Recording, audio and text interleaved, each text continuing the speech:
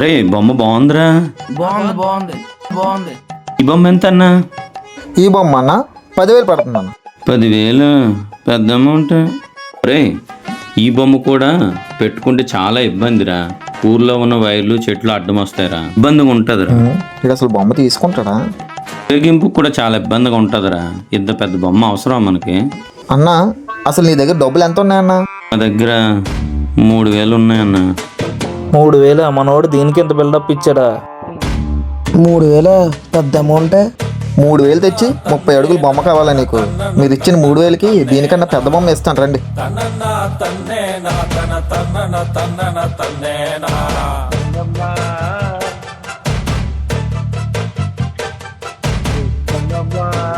ఇంకా తగ్గదా 3,000కి? ఆ? గుర్తు వినాయకుడికి